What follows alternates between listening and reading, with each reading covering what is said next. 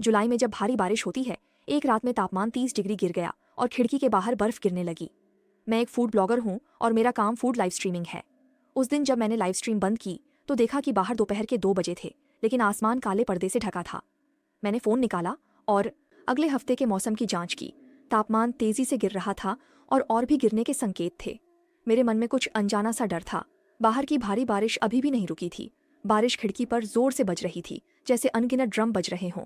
तभी अचानक मेरे फ़ोन पर पापा का मैसेज आया। वह वैज्ञानिक अनुसंधान में काम करते हैं और हम काफ़ी समय से संपर्क में नहीं थे। क्या हो रहा है? मेरे पास खाने के लिए सब कुछ है, मत भूलो कि मैं एक फूड ब्लॉगर हूँ। सुनो, पापा तुम्हें नुकसान नहीं पहुंचाएंगे, जितना हो सके खरीद लो, खासकर ठंड से बचने के सामान। मेरे मन में संदेह था, पापा जानते हैं कि तुम बहुत आलसी हो। देखो, ये फिर से पापा का मैसेज आया। मैंने इसे खोला और देखा कि यह एक वीडियो था। हालांकि वीडियो बहुत छोटा था, लेकिन मैंने स्पष्ट रूप से देखा कि वीडियो में लोग बर्फ की मूर्तियों में बदल गए थे। अंत में फ़ोन पर 1 लाख का ट्रांसफ़र आया। पापा की बात सुनो, जल्दी से सामान खरीदो और खुद को सुरक्षित रखो, तुम्हें ज़रूर जीवित रहना है। मैंने जवाब दिया, लेकिन पापा का कोई और मैसेज नहीं आया। मेरे मन की बेचैनी बढ़ती जा रही थी। मैंने घर के खाने और जीवन के सामान की जांच की, जो मेरे लिए 1 महीने तक चल सकते थे। मेरी बचत और पापा द्वारा भेजे गए 1 लाख के साथ मेरे पास लगभग 20 लाख थे। आज के मौसम में बाहर जाना संभव नहीं था, इसलिए मुझे कल या मौसम थोड़ा ठीक होने पर ही बाहर जाकर सामान खरीदना होगा। अगले दिन सुबह बाहर का आसमान साफ था, जैसे कल का काला बादल सिर्फ एक सपना था। आज का तापमान 40 डिग्री था। ये सब बहुत अजीब था। कल का तापमान 35 डिग्री से 5 डिग्री पर गिर गया था और आज फिर से 45 डिग्री पर पहुंच गया। ये सब कुछ असामान्य लग रहा था। मैंने ज्यादा सोचे बिना पास के सबसे बड़े सुपरमार्केट में जाने का फैसला किया।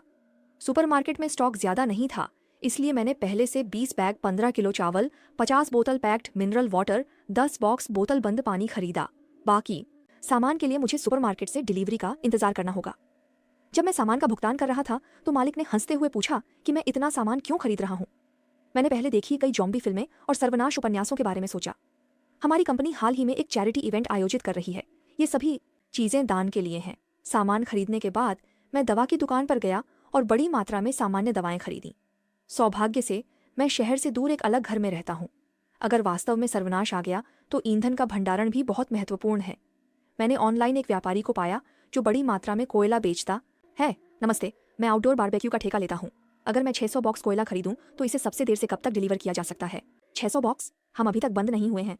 थोड़ा इंतजार करें, हम पहले 100 भेज सकते हैं। हम अभी शुरुआत कर रहे हैं।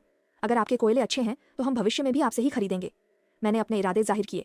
लंबी योजना से ही बड़ी मछली पकड़ी जा सकती है, तो क्या इसे थोड़ा सस्ता किया जा सकता है? हर बॉक्स पर अधिकतम 3 रुपये सस्ता, 4 रुपये सस्ता कर दो तो मैं 50 बॉक्स और ले लूँगा। सौदा हो गया। काश मैंने 5 रुपये कहा होता। सामने वाले ने बहुत जल्दी मान लिया। मुझे तुरंत एहसास हुआ कि मैंने घाटा कर लिया। थोड़ी देर में कोयला मेरे पास पहुंच गया। डिलीवरी करने वाला एक 20 साल का लड़का था। बहन, ये बारबेक्यू के लिए नहीं लगता, ये सिर्फ एक गोदाम है इन चीज़ों को स्टोर करने के लिए। ये सुनकर उसने सिर हिलाया। अगले दिन रेनोवेशन कंपनी आई। मैंने पैसे बढ़ाए और उनसे मेरे घर के गेट को मजबूत करने के लिए कहा। उन्होंने दीवार पर 2 मीटर ऊंची इलेक्ट्रिक फेंस लगाई और अंदर के दरवाजों को बैंक स्तर के सुरक्षा दरवाजों में बदल दिया। कांच को भी बुलेट प्रूफ और प्राइवेसी ग्लास में बदल दिया। मैंने कई सोलर पैनल भी लगाए। मैं बस मुस्कुराया। मैं अकेला रहता हूँ, इसलिए थोड़ा डर लगता है, सुरक्षा की चिंता होती है। रेनोवेशन में थोड़ी देरी हो जाए तो भी मुझे कोई दिक्कत नहीं, क्योंकि मैंने पैसे बढ़ाए थे। उन्होंने बहुत ध्यान से काम किया। उन्होंने कोने में पड़े कैमरों को भी खुद ही लगा दिया। जाने से पहले मैंने उन्हें कई बार चेतावनी दी, हाल ही में मौसम कुछ ठीक नहीं है, घर जाकर कुछ सामान स्टोर कर लें, लेकिन उन्होंने इसे गंभीरता से नहीं लिया। मैंने मुस्कुराया और ज़्यादा कुछ नहीं कहा।